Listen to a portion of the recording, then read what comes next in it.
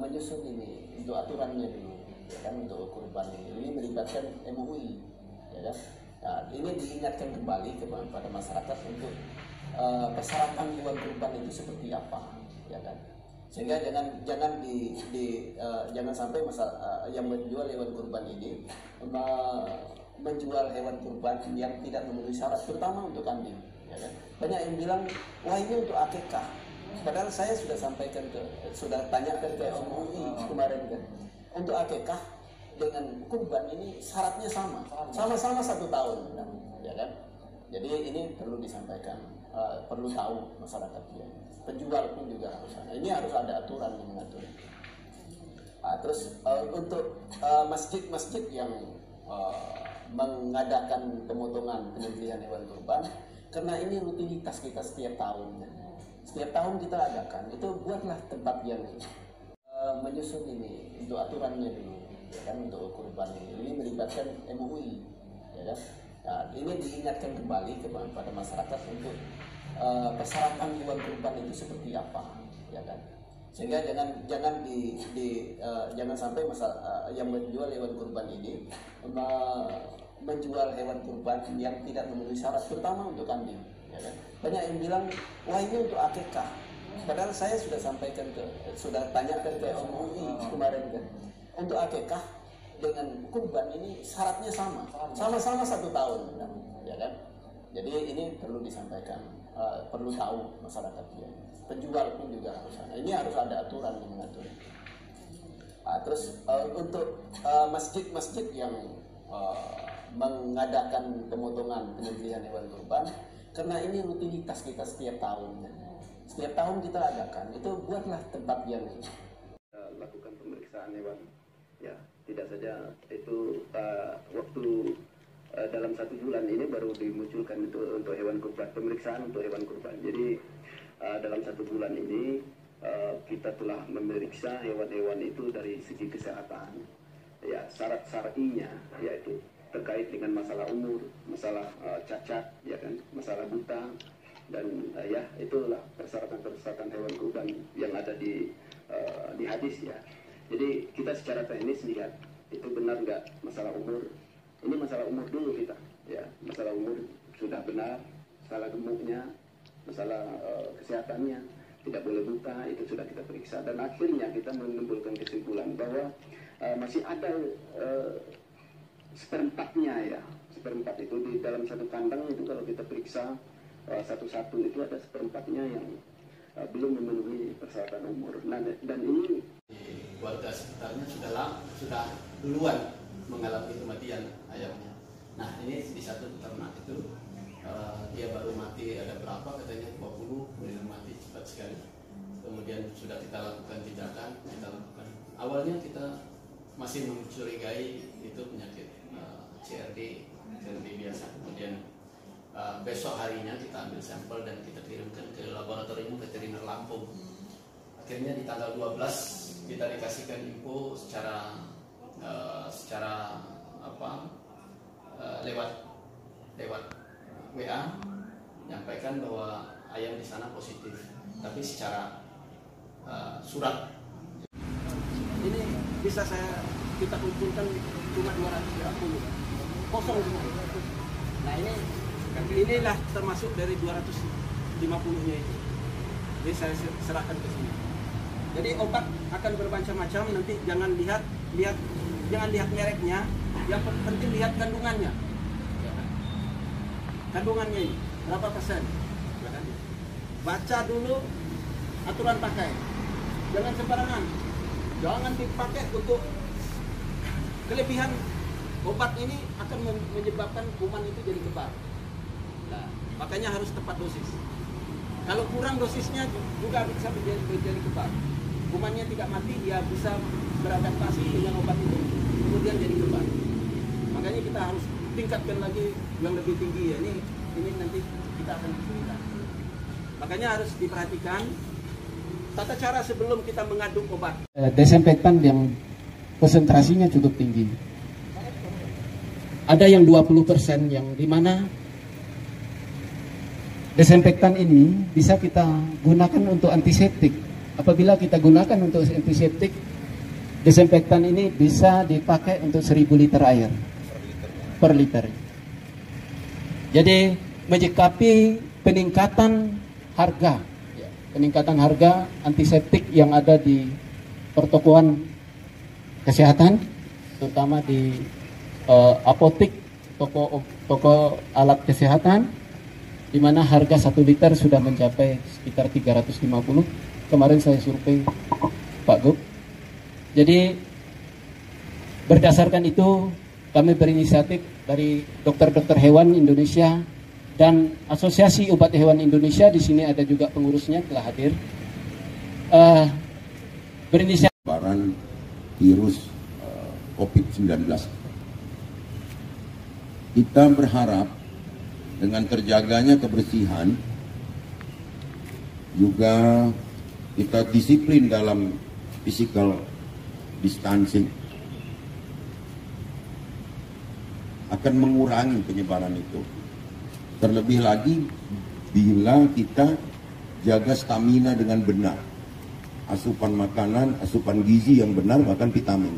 Tadi saya sudah instruksikan kepada Dinas Kesehatan dan Dinas Sosial untuk Sumatera Selatan hari ini menyerahkan bantuan APD sebanyak 50 botol, kemudian ada beras 5 kuintal yang kami stok dalam 100 bag, sama disinfektan ada 100 botol. Sekian ini bisa untuk 1 wajar. Ini bisa ditaruh di situ tanpa pakai sabun lah. Ini campur air. Dan pohon bisa ditanam.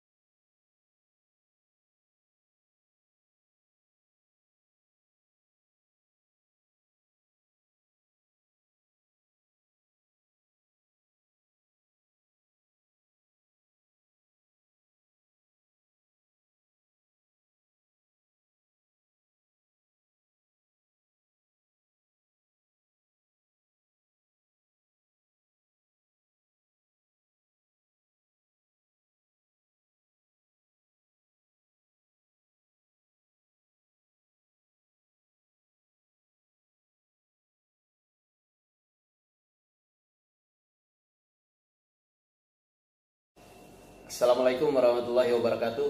Perkenalkan, saya nama Dr. Hewan Jafrizal. Saya praktisi dokter hewan praktek. Saya ingin berbagi tentang bagaimana mengakali kelangkaan dari antiseptik, desinfektan yang kita gunakan untuk pencegahan terhadap kuman atau virus corona yang merebak saat ini. Oke, di sini sudah saya persiapkan ada antiseptik, kemudian ada desinfektan. Apa perbedaan antiseptik dengan desinfektan? Kalau antiseptik sudah bisa kita pergunakan langsung untuk pembersihan permukaan di bagian kulit, di bagian permukaan benda hidup ya. Bisa kulit hewan, bisa kulit kita, ya kan? Itu bisa kita gunakan. Kemudian bagaimana desinfektan? Desinfektan ini adalah konsentrasinya masih tinggi, jadi belum bisa kita pergunakan sebagai antiseptik. Kapan bisa dipergunakan sebagai antiseptik? Itu nanti kita lihat dulu bahan baku dari desinfektan itu mengiritasi atau tidak. Ada desinfektan juga yang tidak bisa kita pergunakan sebagai antiseptik. Nah, pada saat ini saya menggunakan untuk desinfeksi itu menggunakan bahan baku benzalkonium klorida. Ini desinfektan yang bisa dipergunakan sebagai antiseptik. Oke, yang digunakan oleh klinik rumah sakit manusia itu ada chlorhexidine, kemudian ada jenisnya yang bentuk hand sanitizer ini yang langsung dipergunakan, kita bisa lihat banyak di rumah sakit. Kemudian sebagai antiseptik juga ada povidone iodine yang 10%. Nah, tapi dua ini adalah merupakan antiseptik yang bisa langsung dipergunakan, tetapi chlorhexidine ini kandungannya masih cukup tinggi, 7,5%. Kemudian harus dicampur air dulu, kemudian baru bisa menjadi antiseptik. Chlorhexidine ini mengapa kita tidak menggunakan sebagai untuk mendesinfeksi ruangan yang saat ini kita pakai untuk desinfeksi tempat-tempat umum? Ini karena chlorhexidine ini harganya cukup mahal. Jadi bisa 2-3 kali lipat lebih mahal dari produk yang kita pergunakan untuk desinfektan untuk hewan. Oke, ini saya ambil desinfektan yang digunakan untuk hewan. Ini ada 20 yang kandungan BKC benzalkonium kloridanya 20% dan benzalkonium kloridanya yang 10%. Yang 10% tentu saja butuh obat yang lebih banyak apabila kita campurkan dalam 1 liter air. Dia bisa 5-6 ml ke dalam 1 liter air. Sedangkan yang 20% ini cukup 2-3 liter, sudah cukup untuk mengaduk. Kita membuat cairan untuk disinfeksi dalam 1 liter. Ya. Ini saya sudah siapkan sprayer yang ukurannya 500 mg. 500 ml ya, jadi setengah liter ya. Ingat. Oke. Ini saya gunakan yang 20%. Ya, 20%. Karena ini aturannya 2 mili per liter atau 2-3 mili per liter. Kita ambil 1,5 atau 1 mili ya. 1 mili obat. Ini desinfektan ini kita ambil 1 mili. Ya, 1 mili kita ambil, kemudian kita masukkan ke dalam sprayer. Oke, ini setelah kita masukkan, perlu diingat bahwa ini jangan sampai terkena tangan ya. Harus hati-hati. Sebaiknya kita menggunakan sarung tangan ya. Kalau mengambil dalam konsentrasi tinggi ini, ada yang alergi nanti bisa terjadi masalah. Oke, ini sudah kita masukkan obat tadi 1 mili, kita ambil dari desinfektan yang 20% ya. Kita cukup menggunakan 1 mili karena ini setengah liter ya. Kita baru setelah itu kita campur air. Kita campur air sampai penuh, kena ukurannya 500 ml. Oke. Oke. Ya. Ini sudah kita campur air. Ini sudah menjadi, bisa kita pergunakan sebagai antiseptik dan sebagai cairan desinfeksi ruangan, ya, ruangan kantor, kemudian tempat-tempat umum seperti halte, dan juga bisa kita gunakan untuk keperluan pribadi di rumah, ya.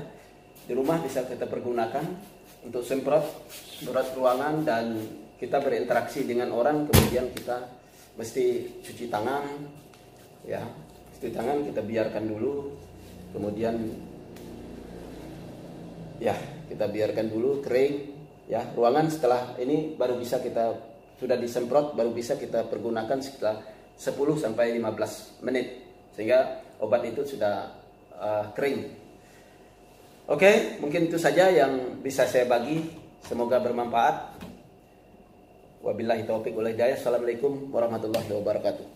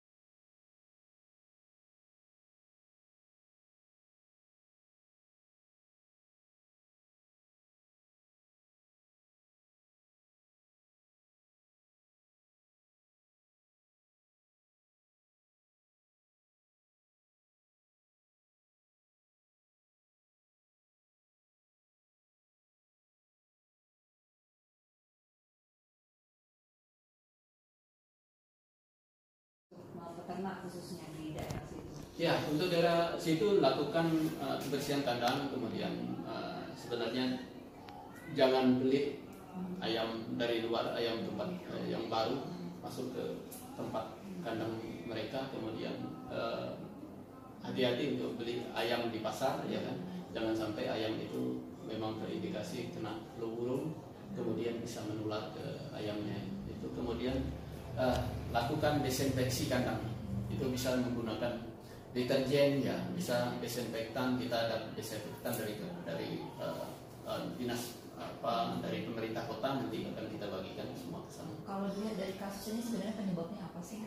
Ini cuaca ya, cuaca. Ini pada musim kemarin panas, kemudian masuk hujan, nah ini menurunkan daya tahan tubuh ayam. Kemudian tidak saja hewan ya, manusia ini kan juga lagi kena virus corona ya, banyak ya, kita takutkan karena kondisi tubuhnya itu drop dan itu menyebabkan virus mudah bertambah. Kalau dari kebersihan kandang atau dan lain sebagainya. Nah ini kebanyakan ya kan, karena ini kandang ayam-ayam tidak dipelihara, bukan ayam komersil ya, ayam-ayam peternak kita ini kandangnya kurang diperhatikan. Ya, berarti himbauannya untuk membatasi itu ya Pak? Ya, satu membatasi ya, kita berinteraksi dengan ayam ya tetap harus berhati-hati kan, karena ada penyakit-penyakit yang bisa menular ke orang. Ya, ini yang harus berhati-hati juga, jangan juga terlalu jadi takut ya kan, kita panik nanti malah jadi persoalan yang besar lagi, timbul persoalan baru kalau kita panik ya. Kita waspada saja. Ya. Terima kasih Pak. Oke. Pak, berarti itu di